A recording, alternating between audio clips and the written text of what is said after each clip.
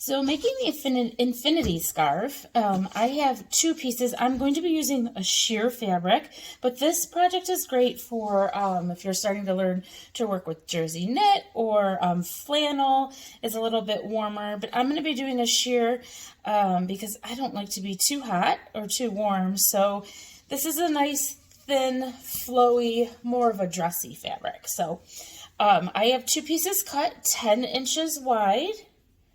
So I have 10 inches wide by 64 inches long. So what I'm going to do first, just like the instructions say, is I'm going to lay it flat. And I know it'll be hard to see in this video, but I'm just going to make sure the whole piece is flat. And if you had to join two pieces together, this is where you'll find your two seams on both of your long strips. So I have two. I'm putting them right sides together. So this is the side that I'm going to want showing when I'm wearing it. And then for this piece, the side that I want showing, which is the right side, I'm going to lay face down to the other. Again, if you have your seams, line them up. Now once you get it, and I'll get mine a little bit flatter off of camera, but just to show you quickly here, I'm just going to work with this center piece. You have two options now. If you want to use clips, those are great.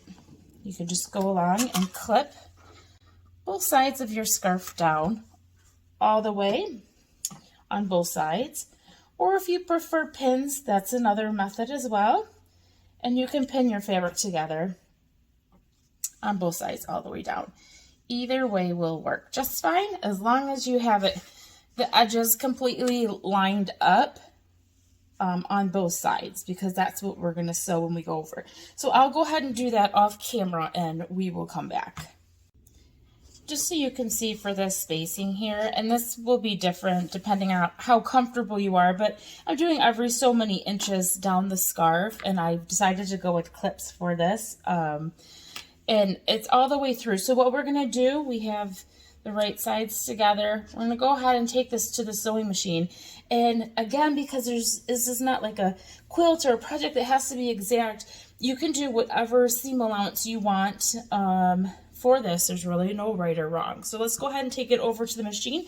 We are going to sew along both of these sides all the way down, leaving this small opening at the top and the bottom. We're not going to sew the short ends together just yet. So let's get sewing. Okay, so I've got a little bit in with my back stitch. I'm coming up to my first clip. I'm going to go ahead and remove that, and I'm going to position my hand in the back of my sewing machine to guide my fabric to make sure that it doesn't start pulling to the side. And as I do that, I can keep that foot lined up with the edge of this infinity scarf. And as you go along too, you might want to make sure to check that your edges of both sides of the scarf are still lined up and haven't slipped, especially if you're working with a silk. It can slip a little bit easier. It's not the easiest of fabrics to work with, but doing a project like this infinity scarf is a good way to get practice in working with new fabric types. So I'm going to go ahead and work my way along both sides that I have clipped down.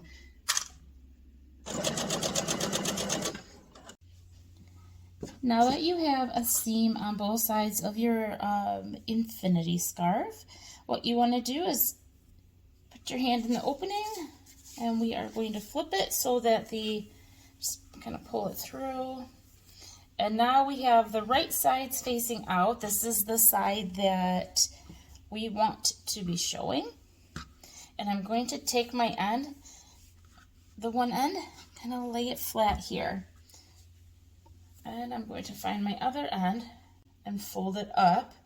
And again, working with this silky fabric, it's going to be a little bit trickier because it does slide around a bit more.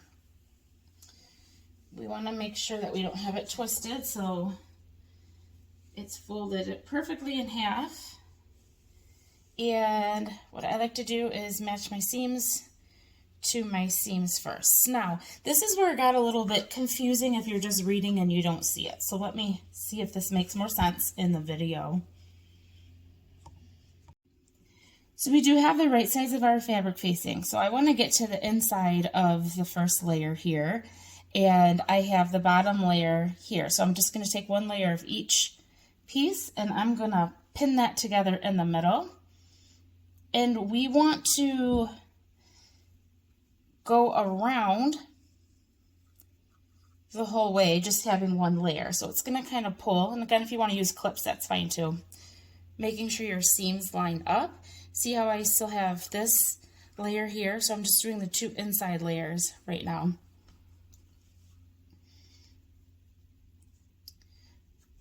So getting our seams to line up will be important because that's what's going to make it look like one continuous piece.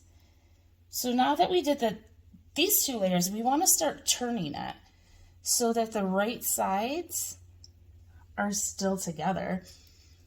So pinning as far around as you can go to make that one layer. So you're actually pinning the right sides together.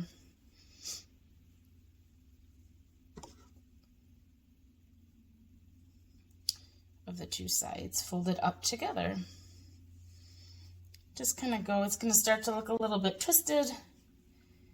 Means you're doing it right, as it's getting a little tighter around itself. And fold it around as far as you can go. There will be a gap.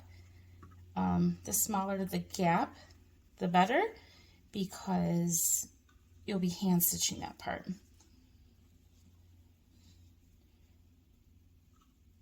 Okay, so I have quite a few pins in here. Now what we're going to do is take this over to the sewing machine and just make sure we get one layer, and it's going to sew into a circle.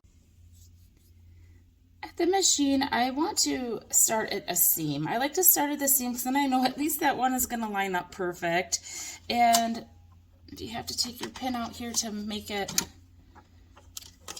lie flat? Go ahead and do that. So I'm holding it in place so I don't have to worry about my pin.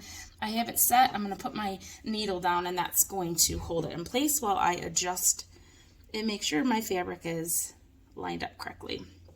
I'm going to use the same seam allowance I did with the others, but this we're going to take a little bit slower. And we're taking it slower because we're lining up a smaller piece of fabric and we want to make sure that it's twisting correctly. So back stitch if you need to with your machine. Mine automatically does that. And I'm lining up my foot and I'm guiding it. As you can see, I'm going much slower with this one. I'm going to take this pin out and hold my finger there to keep that fabric in place.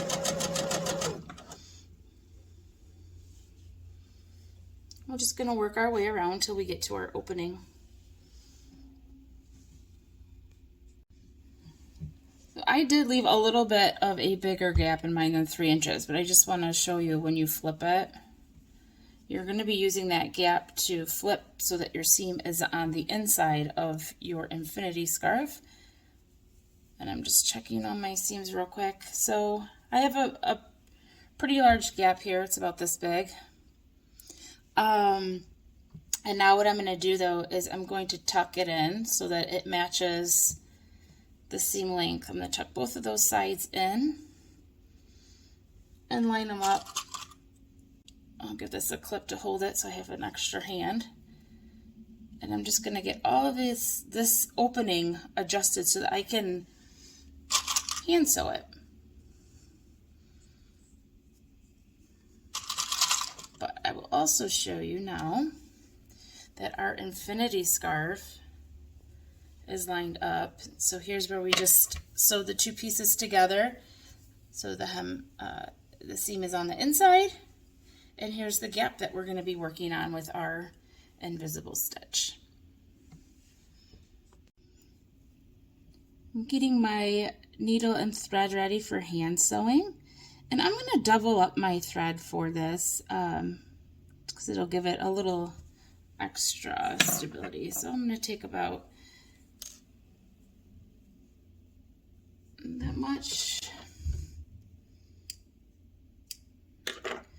cut it. I'm going to Sometimes do like a double or a triple knot at the end of this, just so that it doesn't come through an opening.